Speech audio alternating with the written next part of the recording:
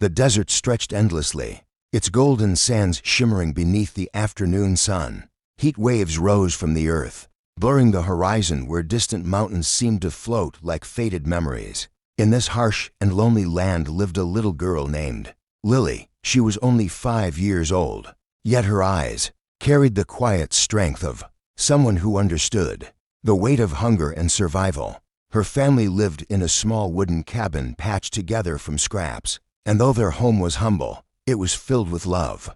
That day, Lily clutched a small wooden bowl in her hands. Inside was her evening meal, nothing more than a piece of bread and a handful of beans. To an adult, it might seem too little, but for Lily, it was a feast. She walked barefoot through the dusty ground, her small feet leaving faint marks in the sand. As she moved, she hummed softly, the sound of her voice carrying like a fragile song across the empty plains.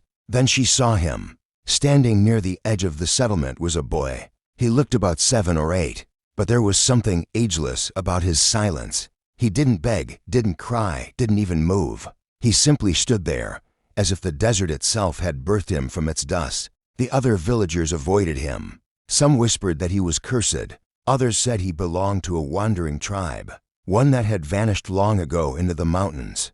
But Lily did not hear their fear. She only saw a boy who looked hungry, a boy whose silence wasn't frightening, but heartbreaking. Her little stomach growled as she stared at the food in her bowl. She could almost taste the bread, feel the beans warm against her tongue. Yet as her gaze shifted back to the boy, she felt something stronger than hunger stir inside her chest. Without hesitation, she walked up to him. The desert wind tugged at her dress, carrying dust into her hair, but she didn't stop. Standing before him, she held out the bowl with her small hands. Then, slowly, he reached out. His fingers brushed hers as he took the bowl. His hands trembled not from weakness alone, but from the weight of a gesture he could not understand. She didn't say a word. She didn't need to. And in that quiet exchange, something unspoken passed between them. Something that would echo into the next day and bring even the elders to tears.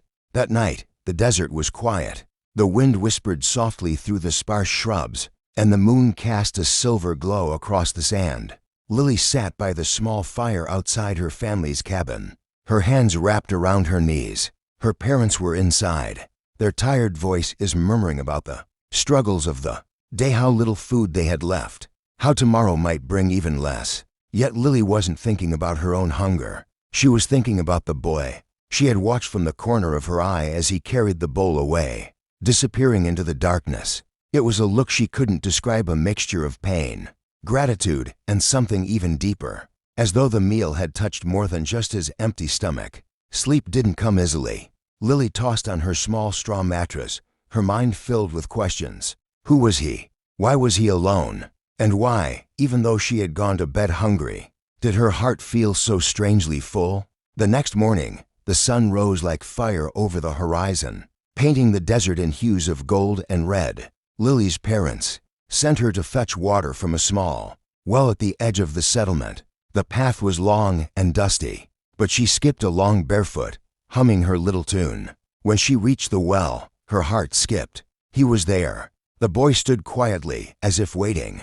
Lily felt no fear. She smiled shyly and carried on with her task. As she pulled the heavy bucket of water, she noticed him step closer. He didn't touch the rope or the bucket, but he stood near, almost protectively, as though her small frame needed guarding against the weight of the desert itself. When she finished, she glanced up at him again. He held her gaze, silent but steady.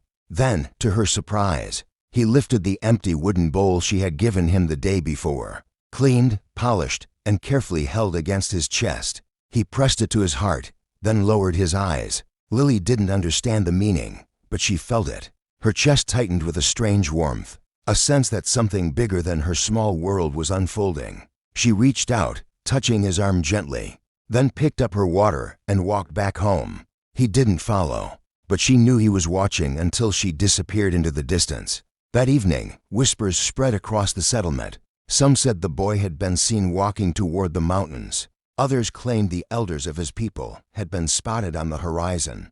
The air was heavy with expectation, and even Lily's parents grew uneasy. But Lily, still only 5 years old, held on to the memory of his eyes, and the way he had pressed that bowl to his heart. She didn't know it yet, but that small act of kindness was about to awaken a story far older than she could imagine. The sun was beginning to sink when the mood of the settlement changed. Then came the distant sound of hooves against the dry earth. The villagers looked up from their daily tasks. Mothers paused while kneading dough. Fathers stopped repairing tools. Children froze mid-play. A cloud of dust was rising on the horizon, and within it, shapes slowly formed. Horses, riders. Lily stood at the doorway of her family's cabin, her small hand gripping the wooden frame. She felt her heart beat faster as she recognized the boy walking ahead of the riders. He was no longer just a lonely figure in torn clothes. Now he walked with purpose, leading the way for the ones who followed.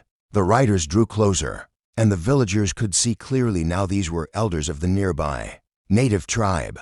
Their hair was long, streaked with silver, their faces marked by years of wisdom and hardship.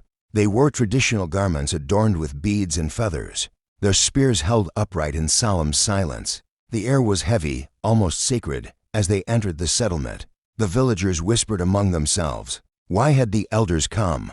Why did they follow the silent boy? Some grew nervous, afraid of what this meant. Others stood in awe, sensing that something important was about to unfold.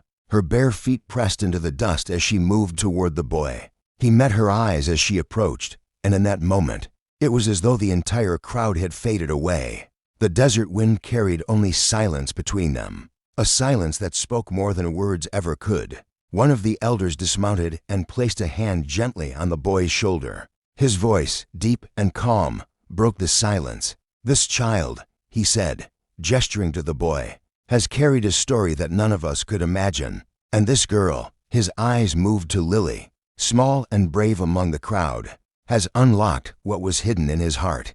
The villagers gasped, their curiosity growing sharper. But the elder did not explain further. Instead, he asked for the families to gather at the center of the settlement, around the fire pit. His tone left no room for questions.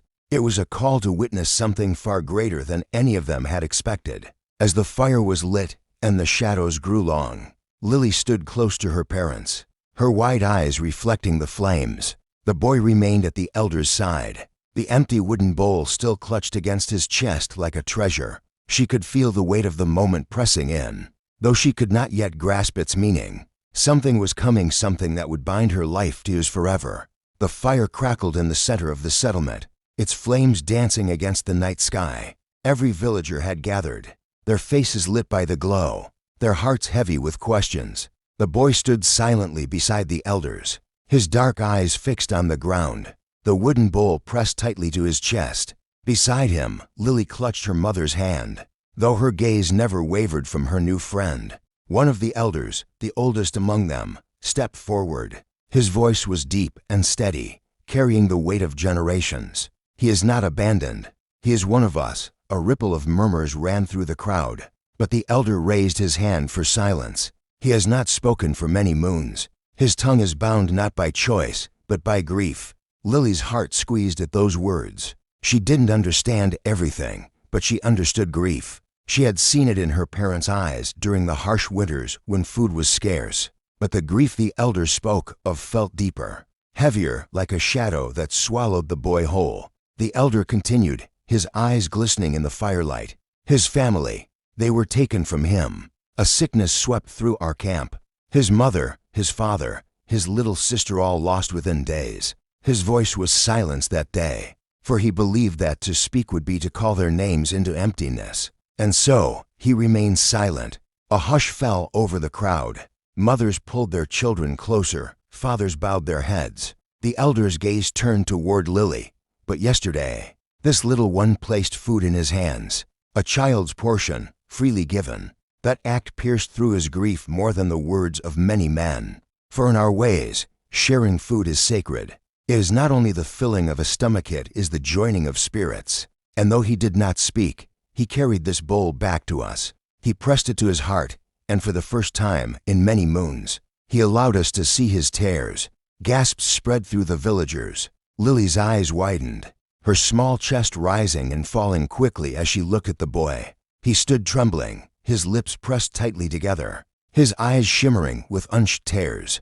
He did not speak, but his body told the story. The elder bent down and placed a hand on Lily's head. "Child, you may be small, but your heart is greater than the desert. In your kindness, you have reminded us of what we were in danger of forgetting.